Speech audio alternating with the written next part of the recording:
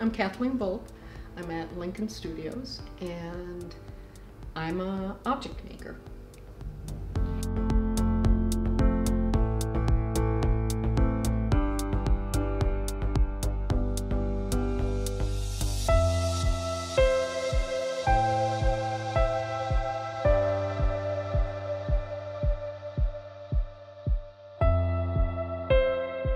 Specifically starting a year ago, more than that, a couple of years ago, it was about the politics of fear and the ideologies that we put on high on these corrupt monuments, and that changed. And it was getting to be exhausting. And when it becomes exhausting for me, I always resort to geometry. Geometry is very peaceful for me, and it's what I've always been able to escape to. Basically, I've gone back to cones. You know, there's an old illustration that illustrates equilibrium, and in it, equilibrium is demonstrated by, this is stable, and the cone is like this, doesn't move, neutral when it's on its side, but it can roll, you know, but it can only roll a couple directions. And then, when it's turned on its tip, it's called unstable. So I've always been interested in that. That's what that painting is about. And that's where I'm taking myself to. Self-preservation. I'm also obsessed with balls. You know, if you could move your camera around, you would see that I have boxes and boxes of balls. The sphere is the other form that I just absolutely love. They're the first thing that children pick up. You know, they roll, they bounce, you know, they're matrix-like in that they expand in all directions. But I also do cubes, because they're the total opposite. They're stable. You know, they only have 4 sides. You can only see a couple at one time. So juxtaposing these particular shapes is what's most interesting to me. Sticking to the geometry, but sticking to the geometry and examining the surfaces. That's what's key to me. It's the material. Rubber is really different from clay. And whether you're using oils or wax or gloss or resin or matte or sanding it. It's also, remember I said I was an object maker. So it's not only just the appearance of geometry, it's the feel of geometry. It's the relationship to our hand, to the scale of the human body, and its relationship to the other geometric forms. The 2 themes that I always go back to, I said, was cones and geometry. The other thing that I go back to constantly is the Tower of Babel. Again, that idea that chaos out of this supreme arrogance and order, and stepping on top of one another. In this politics of fear that I've been doing in the last several years, it featured horses with big balls that was all about this fear and this masculinity, this toxic masculinity. And one of the last pieces I did, there are the horses stepping all over each other to get to the top, and it becomes a Babel. A Tower of Babel, which ends up with nothing but division and a hierarchy that is gotten to by stepping on everything underneath. And that's a really simplified version of, you know, this masculine, dominant, toxic ideology that has ruled, you know, you can call it colonial capitalism.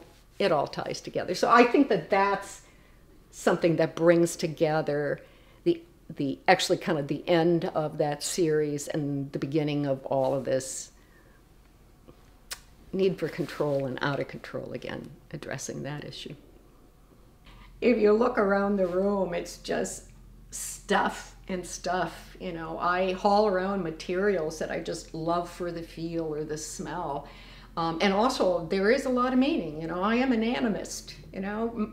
Objects do lead me to some place of curiosity and expose certain truths to me. And it may be 20, 30, 40 years later, but I keep them around to constantly stimulate me, but also bring me back. Ideas cycle.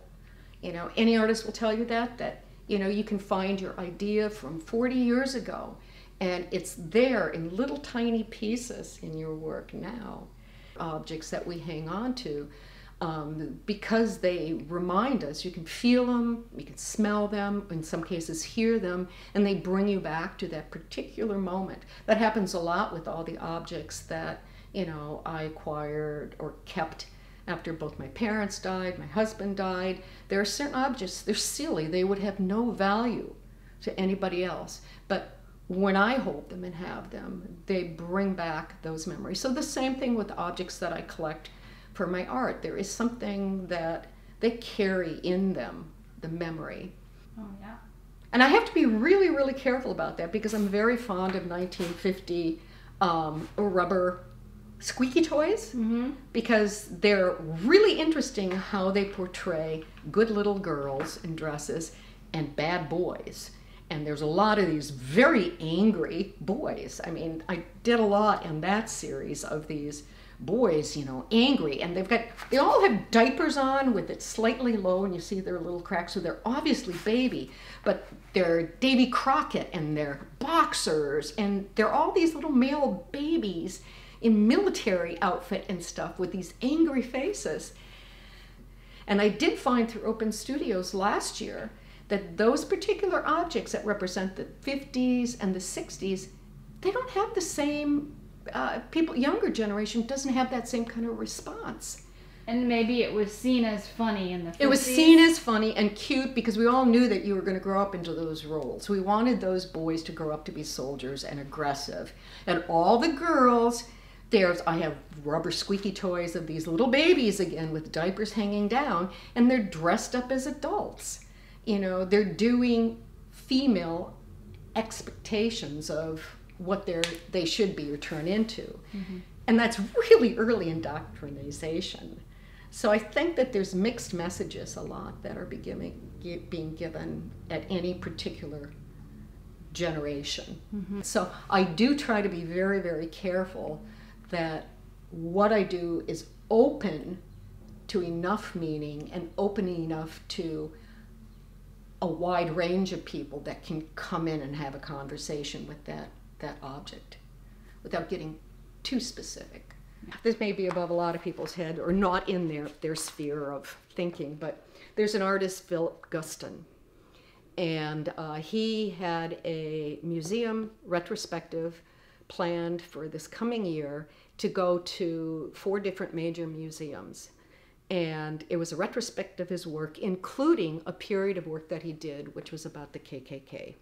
His work, if you don't know it, is very comical, very cartoonish, and limited in palette to these very strange, fleshy colors.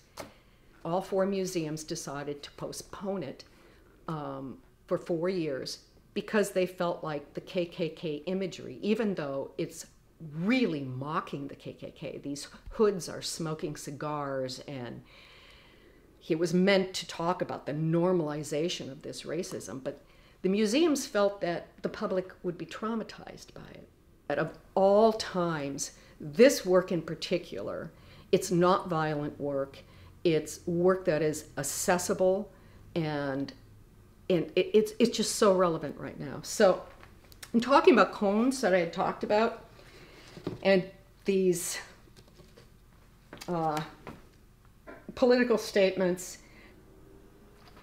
I wanted to give honor to him, so the cones also can reference Ku Klux Klan, and I haven't, really finished. This is very unfinished right now, but it also struck me that they're amplifiers, that you roll a cone into, you roll paper into cone and it amplifies. And this messaging that is constantly going out to us, I don't know. That's what this piece is about. It's this lump, just putting out messaging. I'm not sure how it's going to go, or if it's just going to stay rough and plain and mounded. This originally was going to be a tornado form, which I've been working with also. I mean, the pieces are over there. But this form, kind of a cone, but this vortex, tornado-like thing, after the George Floyd, there's this unbelievable vortex of energy that was coming up, and to me it's really exciting that there are things that are being lifted up and whirled around, and power being, it's like a tornado going through our social structure. So that's originally what this was going to be, is this heavy tornado form. I don't know if I'm there. I don't know if I will be with this piece. But I think people should know that, not every piece that an artist makes, in fact, the majority of them are not successful. They're just working out ideas, and, maybe it'll end up in the trash bin, or like a lot of my work, it'll be cut up and disembodied. That's kind of violent. And reconstructed into something else. Yeah.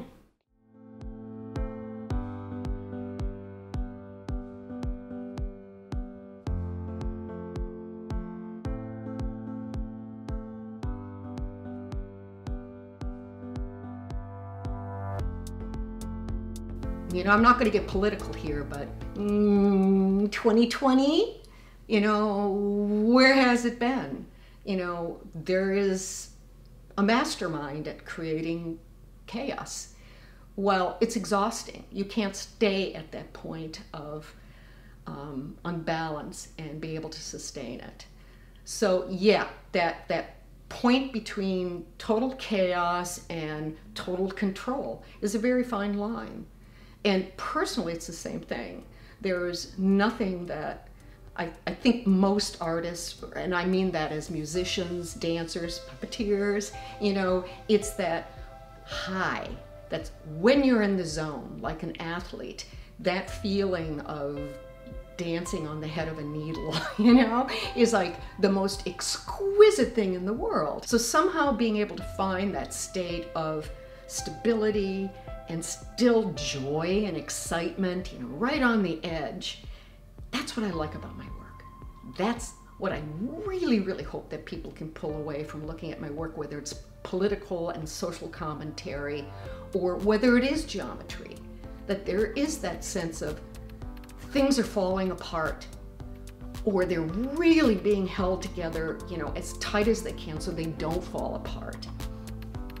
Yeah. So we're all kind of trying to hold it together. Absolutely. Yeah. Absolutely.